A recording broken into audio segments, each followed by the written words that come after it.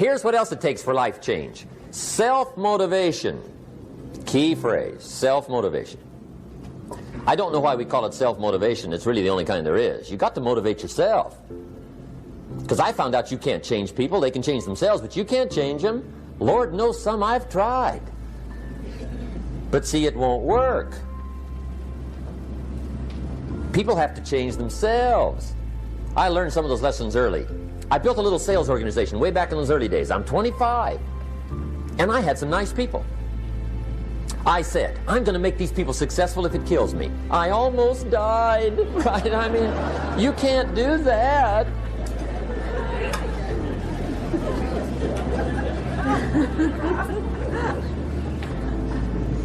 See, I've discovered this. Good people are not trained, they're found. You find good people. You don't make them good, you find them good. Training really is for the purpose of finding good people. You don't need much instruction for a good person. But too much training probably means you got the wrong people.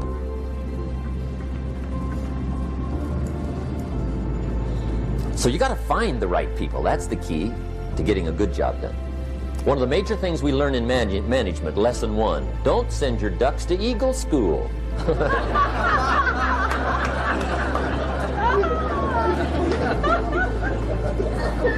Because it won't help. I mean, I'm telling you, it won't help, no matter how good your school is. And the little eagle badge and the little eagle hat, I'm telling you, it won't help. It won't help.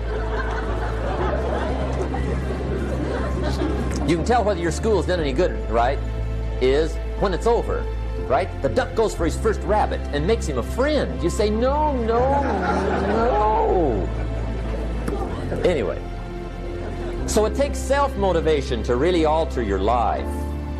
And you don't want to give self-motivation away to somebody else and make it somebody else motivating you. The guy says, boy, if somebody just come by and turn me on. What if they don't show up, right? See, you got to have a better plan for your life.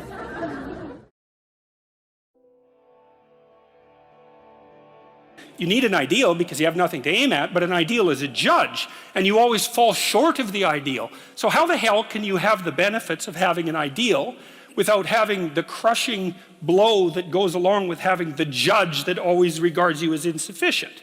So I was trying to work that out in the chapter, and this is something I've had to work out a lot as a clinical psychologist. It's like, well, let's say you need a goal, but we don't want to let your distance from the goal crush you. So you got to set up a goal, and then you got to break the goal down into parts so that you can move towards it, and you have a fairly high likelihood of doing it. So that's a bit of practical, I wouldn't say advice, it's because it's better than advice. It's some practical knowledge about how to go about achieving an aim. Set a high aim, but differentiate it down so you know what the next step is, and then make the next step difficult enough so you have to push yourself past where you are, but also provide yourself with a reasonable probability of success.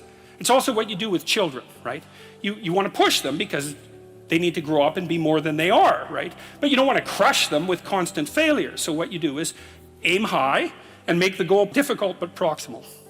So that's one way of looking at it. But then the next thing is, I've had clients, many clients in their 30s, who are trying to, this is more true with women, I would say. A lot of women who are very high achieving and who established their career goals at 30 and then want to differentiate out their life. They want to have a husband, they want to have a family, they're trying to figure out how to do that. And one of the things I've noticed that around 30, you really have to stop comparing yourself in some ways to other people. And the reason for that is that the particularities of your life are so idiosyncratic that there isn't anyone really all that much like you, because the details of your life happen to matter. And so maybe you compare yourself to some rock star or something like that, and the person's rich and famous and glamorous and all that, but they're alcoholic and they use too much cocaine and they've had 3 divorces, and it's like, how the hell do you make sense out of that? Is that someone that you should judge yourself harshly against or not? The answer is you don't know, because you don't know all the details of their lives. And who do you know that you can compare yourself to? That's easy. You. Yesterday. So here's a good goal. It's something like, well, aim high. And I really mean that. It's like, and we'll talk about that a little bit too. Aim high, but use as your control yourself. It's like, so your goal is to make today some tiny increment better than yesterday. And you can use better, you can define better yourself. This doesn't have to be some imposition of external morality. You know where you're weak and insufficient, where you could improve. You think, okay, well, this is what I'm like yesterday. If I did this little thing, things would be just an increment better. And, well, that's a great thing because you get the ball rolling, and incremental improvement is unstoppable. You can actually implement it, and it starts to generate Pareto distribution-like consequences. It starts to compound. And I've seen that happen in people's lives over and over. Well, people write me all the time and tell me that they're doing that, but I've seen that happen in people's lives continually. They make a goal that, the goal should be, how could I conceive of my life so that if I had that life, it would clearly be worth living, so I wouldn't have to be bitter, resentful, deceitful, arrogant, and vengeful. Like, that's sort of the bottom line, right? Because that's what endless failure does to you. It's not good. And that's what life without purpose and a goal does to you as well, because life is very hard. So you think, okay, well, I need to adopt a mode of being that would justify my suffering. And you can ask yourself that question. What would make this worthwhile? I quote Nietzsche, I think in that chapter, he said, "He who has a why can bear almost any how." That's a lovely line, man. I mean, it's a lovely line. And it's really worth thinking about. So you think, well, how do I manage all this misery and suffering and futility? It's like, well, I need to figure out what I would have to do in order to make that clearly worthwhile. And so then you have your goal, and then you think, well, I need to move towards that incrementally because I'm kind of useless and can only do so much, and maybe not even that.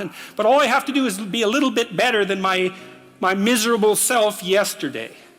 And that'll propel you forward very rapidly. And you can succeed at it, which is also really lovely, because why not set yourself up for success, because otherwise you'll droop around like a number 10 lobster, and that's just not good. You get all pinchy when that happens, and it's not a good thing.